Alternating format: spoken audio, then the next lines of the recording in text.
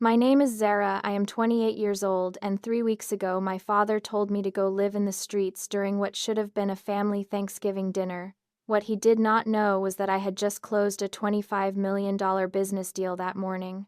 What he also did not know was that I had discovered his darkest family secret 2 days earlier, one that would destroy everything he had built and everyone he claimed to love.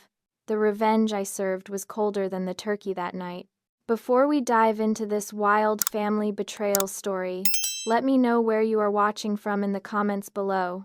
If you are ready for a story about family karma that will leave you speechless, smash that like button and subscribe, because this gets absolutely insane. Trust me, you will not want to miss what happens next. The discovery that would change everything started completely by accident. I was visiting my childhood home in Connecticut to help my stepmother Linda prepare for Thanksgiving dinner. My father Richard was out of town on business as usual, and Linda asked me to grab some old photo albums from his study to create a memory display for the dinner table. I had always been the black sheep of our family. While my half-siblings Marcus and Emily were pursuing traditional careers that my father approved of, Marcus in law and Emily in medicine, I had chosen to start my own tech consulting firm. My father never missed an opportunity to remind me that I was wasting my expensive education and that my business would never amount to anything real. What made this particularly painful was that I had just achieved something extraordinary. That very morning, I had finalized the sale of my consulting company to a major tech corporation for exactly $25 million. After taxes and paying my employees their bonuses, I would walk away with $18 million. At 28 years old, I was financially set for life, but I had not told anyone in my family yet because I wanted to surprise them at Thanksgiving dinner. As I searched through my father's desk for the photo albums, I accidentally knocked over a small wooden box.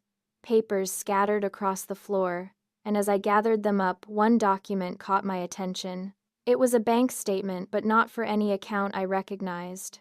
The name on the statement was Richard Morrison Trust, and it showed regular monthly deposits of $15,000 over the past 12 years. My blood ran cold as I read further.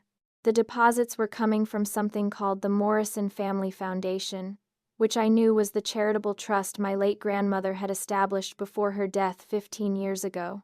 According to family lore, that foundation was supposed to provide college scholarships for underprivileged children in our community. My grandmother had been passionate about education and had left her entire estate to fund this cause, but these bank statements told a different story. The money was not going to scholarships at all. It was going directly into my father's personal account, month after month, year after year. I quickly calculated the numbers in my head. Over the past 12 years, he had stolen nearly $2 million from what was supposed to be a charitable foundation helping kids get an education. My hands were shaking as I continued searching through the papers. I found more documents that made the picture even clearer. There were fake invoices for non-existent scholarship recipients, forged letters of thanks from imaginary students, and detailed financial records showing exactly how my father had been systematically looting my grandmother's legacy. The worst part was a handwritten note in my father's writing that said annual family donations continue to provide perfect cover. No one questions the foundation's legitimacy when the family is actively contributing. I realized with horror that every year when our family made our ceremonial donation to grandmother's foundation at Christmas, we were essentially helping my father steal from the charity my grandmother had died believing would help children. But there was something else in that box that made my stomach turn completely. It was a letter from the real Morrison Family Foundation Board of Directors dated just 6 months ago. The letter was informing my father that they had discovered irregularities in the foundation's finances and were planning to conduct a full audit. They were giving him 30 days to provide complete financial records and explanations for all transactions. My father had never mentioned any audit to our family. In fact, just last Christmas he had given a beautiful speech about how proud he was to continue grandmother's legacy and how the foundation was thriving. He had looked each of us in the eye as he talked about the importance of family values and maintaining integrity in all our dealings. As I sat there on the floor of his study, surrounded by evidence of his crimes, I felt something inside me shift. This was not just about stealing money. This was about betraying everything our grandmother had stood for. This was about lying to his own children for over a decade. This was about taking money that was supposed to help disadvantaged kids get the education that could change their lives. I carefully photographed every document with my phone, making sure to capture all the account numbers, transaction details, and dates. I also found contact information for the real foundation board members and the law firm that was handling their audit. By the time Linda called me for lunch, I had documented everything. During lunch, Linda chatted excitedly about the Thanksgiving preparations and how wonderful it would be to have the whole family together. She talked about how proud my father was of Marcus and Emily, and how he hoped I would eventually find my way to a more stable career path. She had no idea that the man she had married was a criminal, or that the daughter he constantly criticized had just become a millionaire. After lunch, I excused myself and drove to a coffee shop where I could think clearly. I called my lawyer, David Chen, who had helped me structure the sale of my company. I explained what I had discovered and asked him what my legal obligations were. David was shocked by what I told him and advised me that I needed to report this to the authorities immediately. But I had a different plan forming in my mind. My father had spent years undermining my confidence, criticizing my choices, and making me feel like a failure in front of my entire family. He had stolen from children while preaching about family values and integrity. The irony was that in just a few hours, I was planning to surprise him with news of my success, hoping finally to earn his respect and approval. Instead, I realized I was going to give him a very different kind of surprise. I was going to let him hang himself with his own words at Thanksgiving dinner, and then I was going to make sure justice was served. The thought of what I was planning filled me with a cold satisfaction that I had never felt before. The next 24 hours passed in a blur of careful planning and strategic thinking. I had always been good at business strategy, but this was different. This was personal, and the stakes were higher than any corporate deal I had ever negotiated. My first call was to David Chen, my lawyer, who agreed to meet me that evening at his office downtown. David had been my legal counsel for 3 years, and I trusted him completely. When I showed him the photographs of the documents I had found, his expression grew increasingly serious. "Zara, this is major fraud," he said, studying the bank statements on his computer screen. "We are talking about federal crimes here. Wire fraud, tax evasion, possibly racketeering if he has been doing this systematically. The foundation is a registered charity, which means there are additional penalties for defrauding a charitable organization." I leaned back in my chair, processing the magnitude of what my father had done. What kind of consequences are we talking about? Prison time, definitely. Probably 5 to 10 years, maybe more, depending on what else they find. Complete financial ruin. And that is just the criminal side. The civil liability could be enormous. The real foundation board could sue for treble damages, which means he would owe 3 times what he stole, plus legal fees and penalties. David paused and looked at me carefully. "But before we go down this road, I need to ask you something. Are you absolutely certain you want to destroy your father? Because once we report this to the authorities, there is no going back. Your family will never be the same." I thought about his question for a long moment. Part of me still loved my father despite everything. He had not always been a terrible parent. There had been good moments when I was growing up, times when I felt like he was proud of me. But then I remembered all the years of criticism, all the times he had made me feel small and worthless, all the family dinners where he had praised Marcus and Emily while dismissing my achievements. More importantly, I thought about my grandmother. She had been the one person in my family who had always believed in me. She had encouraged my entrepreneurial spirit when my father called it foolish. She had helped me with my first business plan when I was still in college. She had died believing that her money would help other young people achieve their dreams just as she had helped me achieve mine. "He stole from children, David," I said finally. "Kids who needed that money for college. Kids who might have had their lives changed by my grandmother's generosity." Instead, he used it to fund his lifestyle while lecturing us about integrity and family values. Yes, I am certain. David nodded and began outlining our strategy. We would gather more evidence, contact the real Foundation board members, and coordinate with law enforcement to ensure maximum impact. But I had one additional request that surprised him. I want to confront him first, I said. Tomorrow is Thanksgiving dinner. I want him to show his true colors in front of the entire family before we bring in the authorities. David looked concerned. Zara, that could compromise the investigation. If you tip him off, he might destroy evidence or flee. He will not have time to do anything, I replied. I am going to record everything that happens tomorrow. I want my family to see exactly who he really is before they read about it in the newspapers. They deserve to know the truth about the man they have been defending all these years. That night, I went shopping for a small recording device that I could wear discreetly. I also prepared a detailed timeline of my father's crimes, along with copies of all the evidence I had gathered. I planned to give this information to my siblings after the confrontation, so they would understand exactly what had been happening behind the scenes. The hardest part was deciding how to handle my stepmother, Linda. She had been married to my father for 8 years, and as far as I could tell, she had no knowledge of his criminal activities. She was a kind woman who had always tried to be a good stepmother to me, even when my father was being particularly difficult. I did not want to destroy her life, but I also knew she needed to know the truth about the man she had married. I spent hours that night thinking about my grandmother and what she would want me to do. She had always taught me that integrity was more important than family loyalty, and that sometimes doing the right thing required difficult choices. I could almost hear her voice encouraging me to stand up for what was right, even when it was painful. The next morning, I woke up feeling strangely calm. I had made my decision, and I was committed to seeing it through. I dressed carefully for Thanksgiving dinner, choosing an outfit that was professional but not intimidating. I wanted to look successful but not arrogant when I delivered my news about the business sale.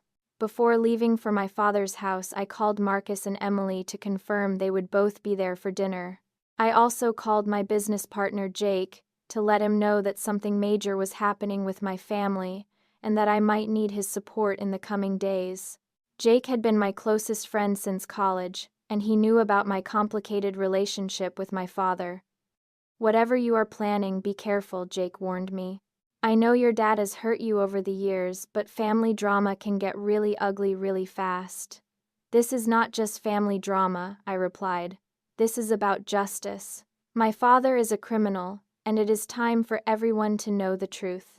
As I drove to Connecticut that afternoon, I kept thinking about the $25 million deal I had closed just 2 days earlier.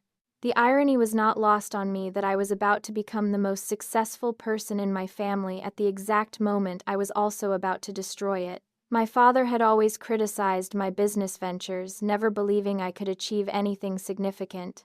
Now I was worth more money than he had ever seen, while he was about to lose everything he had built through lies and theft. The recording device felt heavy in my jacket pocket as I pulled into the driveway of my childhood home. Through the windows, I could see my family gathering in the dining room, laughing and enjoying each other's company. In a few hours, their entire world would be turned upside down, but sometimes I realized the truth was more important than keeping the peace. The Thanksgiving dinner started exactly as I had expected. My father was holding court at the head of the table, telling stories about his latest business deals and dispensing advice about success and integrity. My stepmother, Linda, had outdone herself with the meal, and the dining room was filled with the warm glow of candles and the laughter of family conversation. Marcus had brought his fiancée Rebecca, and they were excitedly discussing their upcoming wedding plans. Emily was fresh from completing her medical residency and was glowing with pride about her new position at a prestigious hospital. Everyone seemed genuinely happy to be together, which made what I was about to do feel even more momentous. For the first hour, I played my part perfectly. I complimented Linda on the turkey, asked Rebecca about wedding venues, and listened to Emily's stories about her first weeks as an attending physician. But all the while, I was watching my father, carefully noting how naturally he slipped into his role as the wise family patriarch, the successful businessman who had built everything through hard work and moral principles. When there was a lull in the conversation, my father turned his attention to me with that familiar expression of mild disappointment mixed with condescending concern. "So Zara, how is your little consulting business doing? Still playing around with computers?" he asked with a smile that did not reach his eyes. This was the opening I had been waiting for. I took a deep breath and activated the recording device in my pocket. "Actually, Dad, I have some news about my business," I said, keeping my voice calm and steady. "I sold my company on Monday. The deal closed for $25 million. The silence that followed was deafening. Marcus nearly choked on his wine, and Emily put down her fork with a clatter. Linda gasped and covered her mouth with her hand, but my father's expression was what I was watching most carefully. For just a moment I saw genuine shock, and perhaps even a hint of pride flicker across his face. Then his expression hardened, and I saw the exact moment when his ego kicked in and refused to accept that I had achieved something he had never thought possible. "$25 million, Marcus said, breaking the silence. "Zara, that is incredible. Why did not you tell us sooner?" "I wanted it to be a surprise," I replied, still watching my father's face. "I thought it would make a nice Thanksgiving announcement." Emily reached over and grabbed my hand. "Oh my God, Zara, you are a millionaire. I am so proud of you." But my father was shaking his head slowly, that familiar look of skepticism creeping across his features. "Zara, I hope you are not exaggerating for effect. $25 million is a lot of money. Are you sure you understand the terms of this deal correctly?" The old me would have shrunk back at his tone, would have second-guessed myself, and maybe even apologized for bringing it up. But the new me, the me who had spent the last 2 days uncovering his crimes and planning his downfall, just smiled calmly. "I am quite sure, Dad. My lawyer reviewed all the paperwork, and the money has already been transferred to my accounts. After taxes and employee bonuses, I cleared about $18 million. Linda was beaming with excitement. "Richard, can you believe it? Zara is incredibly successful. We should be celebrating." But instead of celebrating, my father was becoming visibly agitated. I could see the wheels turning in his mind, trying to find ways to diminish my achievement or poke holes in my story. "Well, I suppose that is nice," he said finally, his voice tight with barely controlled irritation. "But you know, Zara, money is not everything. Building wealth quickly often means cutting corners or making compromises. I hope you did not do anything questionable to achieve this result." The irony of his words hit me like a physical blow. Here was a man who had spent 12 years systematically stealing from a children's charity lecturing me about questionable business practices. Marcus looked uncomfortable with our father's reaction. "Dad, this is amazing news. Zara has achieved something incredible. Can we not just be happy for her?" "I am happy for her," my father replied, though his tone suggested otherwise. "I just think it is important to maintain perspective. Real success is built over time through consistent ethical behavior and steady progress. These get-rich-quick schemes rarely provide lasting value." That was when I decided to drop the first hint about what I knew. I leaned back in my chair and smiled at him with newfound confidence. "You are absolutely right, Dad. Ethical behavior is so important in business. Speaking of which, how is Grandmother's Foundation doing these days? I know how much that charitable work means to our family's legacy." I watched carefully as his face went slightly pale. He recovered quickly, but I caught the brief moment of panic in his eyes. "The foundation is doing well," he said stiffly. "We continue to provide scholarships to deserving students just as your grandmother intended." "That is wonderful," I continued, my voice still pleasant and conversational. "I would love to meet some of the scholarship recipients sometime. It must be so rewarding to see how grandmother's generosity is changing young people's lives." Now Marcus and Emily were listening with interest, both of them remembering our grandmother fondly and her passion for education. "Maybe we could visit the foundation offices," Emily suggested. "I would love to learn more about the scholarship program." My father was starting to look distinctly uncomfortable. "The foundation keeps its operations quite private to protect the students' confidentiality. We do not typically have family visits." "Of course," I said, nodding. "Privacy is so important." I imagine the foundation's board is very careful about maintaining proper oversight and transparency. At the mention of the board, I saw my father's jaw tighten almost imperceptibly. He knew exactly what I was talking about, and he was beginning to realize that I might know more than I was letting on. Linda, oblivious to the undercurrents in our conversation, was still focused on my business news. Zara, you have to tell us more about this deal. What exactly did your company do? For the next few minutes, I explained my business in detail, describing the software solutions we had developed and the client base we had built. My father listened with growing irritation, as it became clear that my success was not a fluke or a lucky break, but the result of years of hard work and genuine business acumen.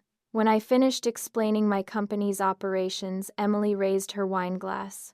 I think we should toast Zara's incredible achievement. Everyone raised their glasses, except my father, who was staring at me with an expression I had never seen before. It was a mixture of anger, suspicion, and something that might have been fear. You know what, Zara? He said suddenly, his voice heavy with sarcasm. Maybe all this newfound wealth has gone to your head. Maybe you think having money makes you better than the rest of us. Maybe you think you can just show up here and show off your success while looking down on the family that raised you. The table went silent again. Marcus and Emily looked shocked by the sudden change in our father's tone. Linda looked confused and hurt by the tension that had suddenly filled the room. But I was not shocked at all. This was exactly what I had expected would happen. My father could not tolerate the idea that I had succeeded where he had failed to believe in me. More importantly, he was starting to panic about what I might know regarding his criminal activities. I looked around the table at my family members, these people I loved despite everything, and I realized that this was the moment of truth. In the next few minutes, I was going to destroy our family as we knew it. But I was also going to reveal the truth about the man who had been manipulating all of us for years. What happens next will shock you to your core. Should I continue with this confrontation, or should I walk away and keep the peace? Let me know what you think I should do in the comments below, because the decision I made next changed everything forever. I set down my wine glass and looked directly at my father, feeling a calm certainty settle over me. This was the moment I had been preparing for, and I was ready. Actually, Dad, I think you are right about something, I said, my voice steady and clear. I do think money reveals character. And speaking of character, I have something I need to share with everyone. I reached into my purse and pulled out a folder containing copies of all the documents I had found. The color drained from my father's face as he recognized what I was holding. 2 days ago, while looking for photo albums in your study, I accidentally discovered some very interesting financial documents. I continued placing the folder on the table. Documents that show exactly what kind of man you really are. Zara, what are you talking about? Marcus asked, looking between my father and me with growing concern. I opened the folder and began laying out copies of the bank statements, the fake scholarship documents, and the audit letters. For the past 12 years, our father has been systematically stealing money from grandmother's charitable foundation. Nearly $2 million that was supposed to go to college scholarships for underprivileged children. Emily gasped and covered her mouth. Linda stared at the documents in shock, her face growing pale. Marcus leaned forward to examine the papers more closely. These are bank statements showing monthly transfers from the Morrison Family Foundation directly into Dad's personal account, I explained, pointing to the evidence. $15,000 every month for 12 years. And here are fake invoices he created for non-existent scholarship recipients to cover his tracks. My father finally found his voice, though it came out as a strangled whisper. Zara, you have misunderstood what you are looking at. Those documents are taken out of context. Really, I replied, pulling out my phone. Then maybe you can explain this context to the Foundation's board of directors who have been trying to reach you about their audit findings for the past 6 months. I showed them the email thread I had discovered between my father and the real Foundation board, where they were demanding explanations for the missing funds and threatening legal action. Linda was staring at her husband with a look of complete bewilderment. Richard, please tell me this is not true. Please tell me you did not steal money from charity. But my father's response was not what any of us expected. Instead of denying the charges or trying to explain, he turned on me with sudden, vicious anger. "You ungrateful little bitch," he snarled, his mask of civility completely falling away. "After everything I have done for you, after paying for your education and supporting you when your stupid business ideas failed, this is how you repay me." By going through my private papers and making accusations, Marcus stood up, abruptly. "Dad, what the hell? Do not talk to Zara like that. And these documents look pretty damning. Are you really going to sit there and call her names instead of explaining yourself?" "I do not owe any of you an explanation," my father shot back, his voice rising. "This is my house, and I will not be interrogated in my own home by my own children." Emily was crying now, looking at the man she had always admired with complete disillusionment. "Daddy, how could you do this? Grandmother trusted you. She believed you would honor her wishes." "Your grandmother was a naive old woman who did not understand how the real world works," he replied coldly. "That money would have been wasted on kids who would never amount to anything anyway. At least I put it to good use." The silence that followed his words was devastating. I could see the exact moment when my siblings realized that the father they had always looked up to was not the man they thought he was. Linda was shaking as she stared at her husband. "Richard, you told me the foundation was thriving. You showed me thank you letters from students. Were those all fake?" "Of course they were fake," he snapped. "Do you think I had time to manage an actual charity? I have a business to run, a family to support. Nobody was getting hurt by this." I pulled out my phone again and showed them photos of the real scholarship recipients from the foundation's website, young people whose dreams had been delayed or destroyed because the money meant for their education had been diverted to fund my father's lifestyle. "These are the kids who were hurt by this, Dad," I said quietly. "Kids like Maria Santos, who had to drop out of college because her scholarship never came through. Kids like David Kim, who is working 3 jobs to pay for community college because the funding he was promised disappeared." For a moment I thought I saw a flicker of remorse cross my father's face. But then his expression hardened again, and he stood up from the table. "You know what, Zara? You want to destroy this family over some paperwork. Fine. But do not think you can come into my house and threaten me. Maybe it is time you learned what real consequences look like." He pointed toward the door with a shaking finger. "Get out of my house. All of you can get out. If you cannot respect the man who provided for you your entire lives, then you can go live in the streets for all I care." The words hung in the air like a physical blow.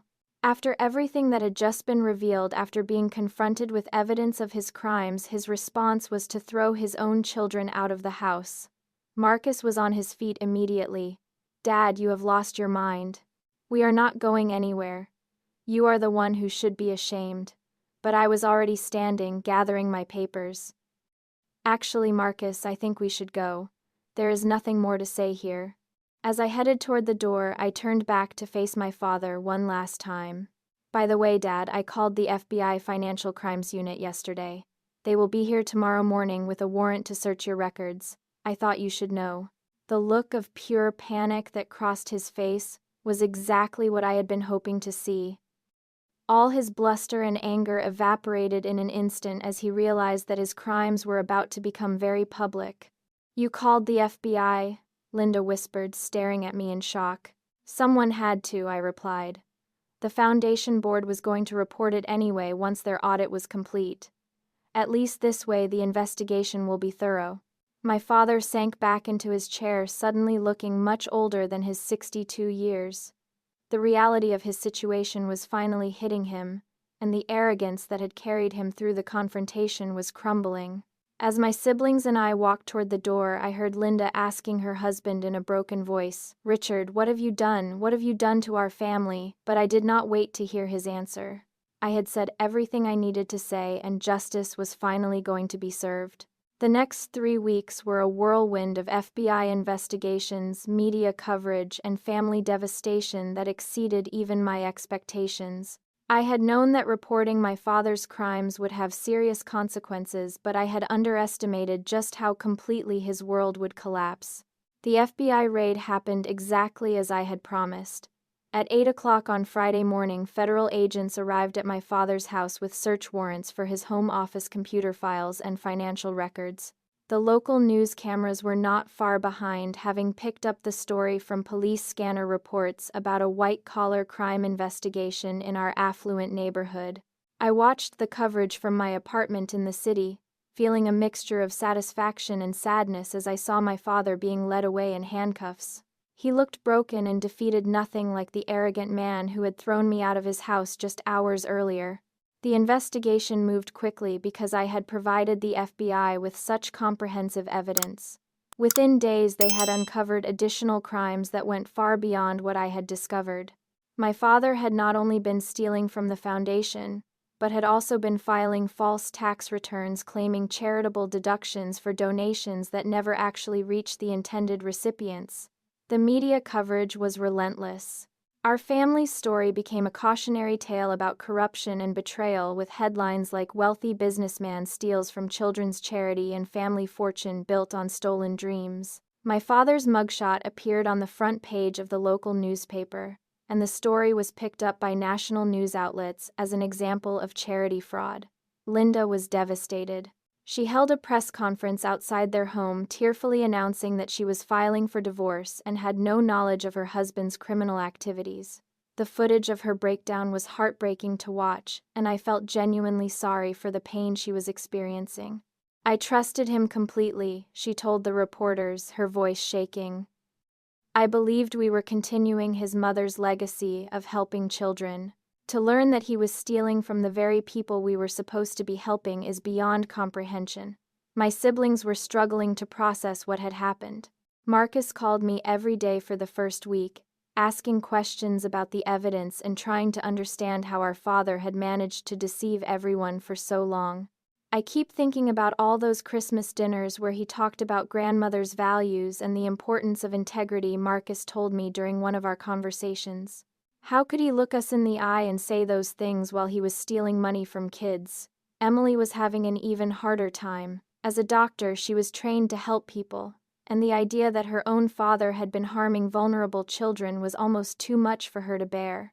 She took a leave of absence from her hospital position to deal with the emotional trauma of the situation.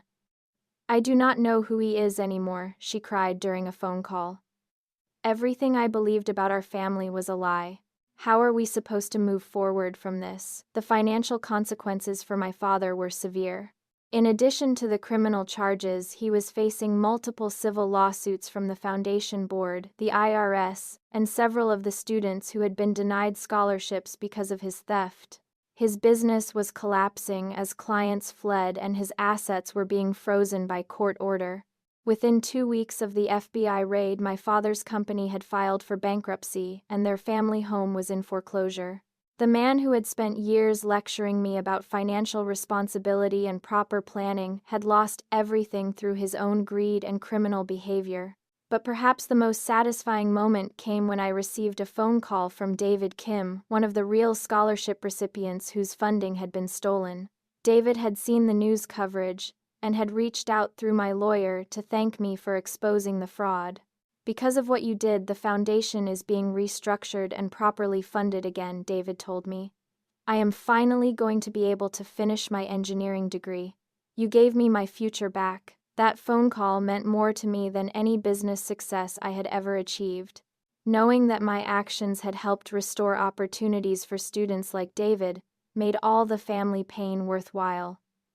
The criminal charges against my father were extensive. The prosecutor's office filed counts of wire fraud, tax evasion, theft from a charitable organization, and racketeering. His lawyer tried to negotiate a plea deal, but the evidence was so overwhelming that the best they could hope for was a reduced sentence in exchange for full cooperation. During this time, I also learned more about my father's motivations from the FBI investigation. Apparently, he had started stealing from the foundation during a difficult period in his business, intending to pay the money back once his company recovered. But as his lifestyle expanded and he became accustomed to the extra income, paying it back became impossible without admitting what he had done. The agents told me that this was a common pattern in white-collar crime. People who start with small compromises that gradually escalate into major fraud. My father had rationalized his behavior by telling himself that he deserved the money, that he was working harder than anyone else to maintain the family foundation, and that no one was really being hurt by his actions. But the investigation also revealed the true extent of the damage he had caused. Over the 12 years of his theft, 47 students had been denied scholarships they had been promised. Some had been forced to abandon their college plans entirely, while others had taken on crushing debt to pursue their education without the support they had been counting on. Reading about these young people's struggles was devastating. These were exactly the kind of students my grandmother had wanted to help. First-generation college students from low-income families who had the potential to succeed if given the opportunity. My father's greed had stolen their dreams and altered the course of their lives.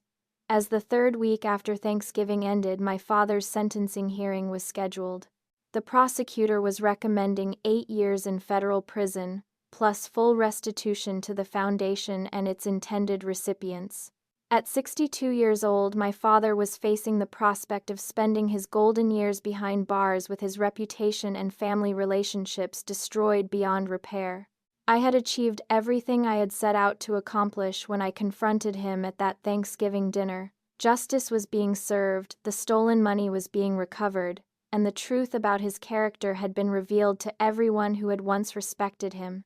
But victory felt more complicated than I had expected, tinged with sadness about the family we had lost in the process. 6 months later, I sat in the federal courthouse watching my father receive his sentence of 7 years in prison plus full restitution to the foundation and its victims. The judge was particularly harsh in his comments, noting that my father had betrayed not only the law but also the trust of his own family and community. The defendant held a position of significant responsibility as the overseer of a charitable foundation intended to help disadvantaged youth, Judge Harrison said as he delivered the sentence.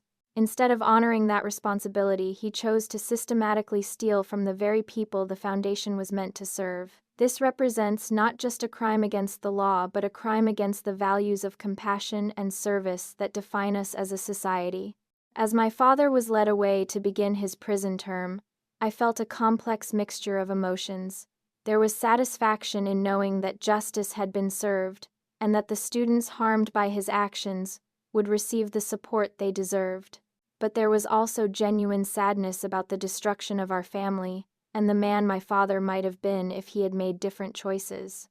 Linda attended the sentencing but sat far away from our family section. She had finalized their divorce 3 months earlier and had moved across the country to start over with her sister in California. Before leaving, she had apologized to me for my father's behavior and thanked me for having the courage to expose the truth. "I know this was not easy for you," she had told me during our final conversation, "but those children deserved someone to fight for them, and I am proud of you for being that person." My siblings and I had grown much closer through this ordeal.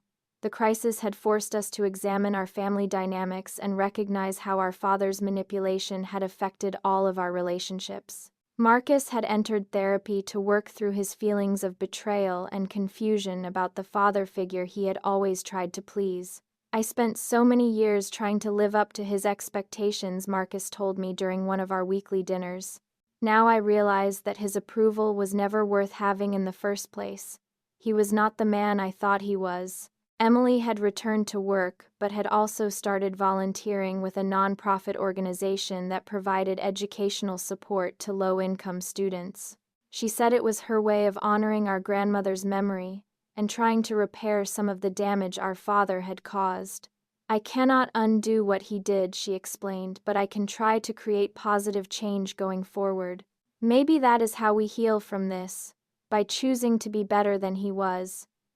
As for me, I had used a significant portion of my business sale proceeds to establish a new scholarship program in our grandmother's honor. Working with the Real Morrison Family Foundation Board, we had created an endowment that would provide full college funding for 20 students each year, far more than the original foundation had ever been able to support. The scholarship application process was designed to identify students who showed not just academic potential, but also the kind of integrity and resilience that my grandmother had valued. Each recipient received not only financial support, but also mentoring and networking opportunities to help ensure their long-term success. One of our first scholarship recipients was Maria Santos, the young woman whose education had been derailed by my father's theft. Maria had been working as a waitress to support her family while taking night classes at community college.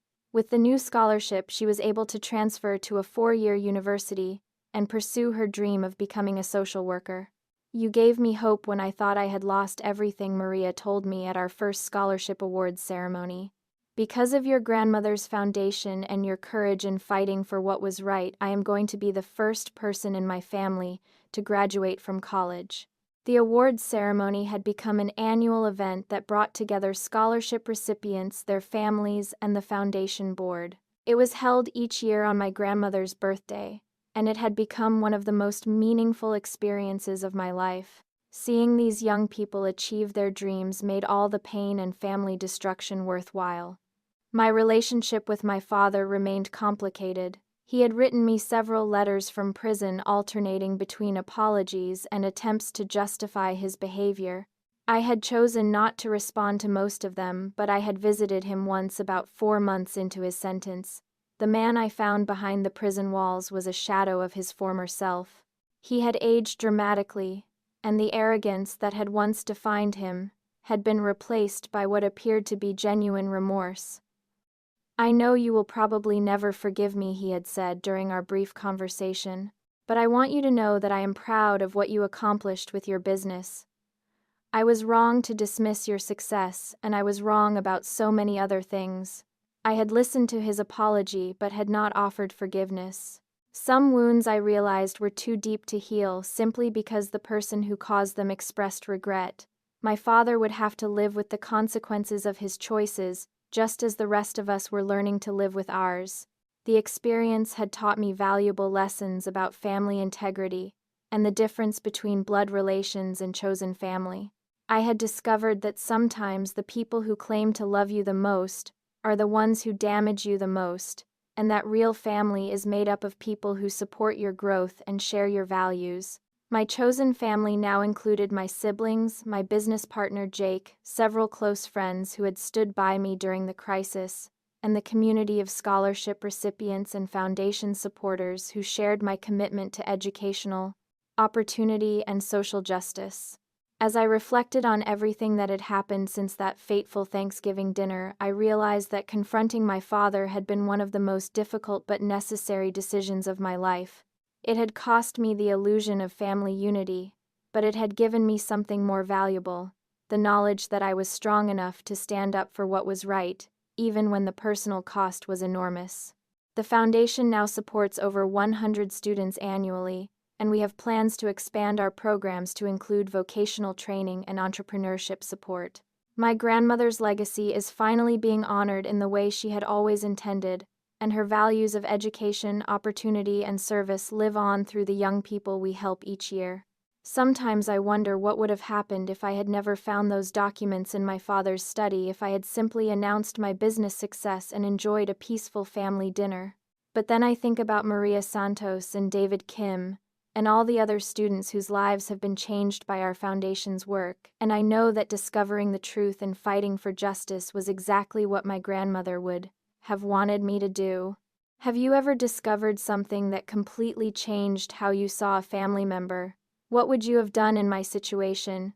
Kept the peace, or fought for justice?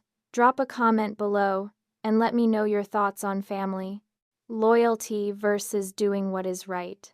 If this story of family karma and justice served resonated with you, please hit that like button and subscribe for more real-life stories about standing up for what matters.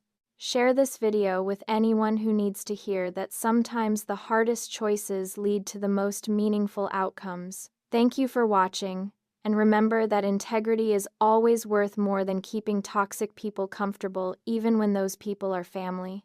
Until next time, keep fighting for what is right.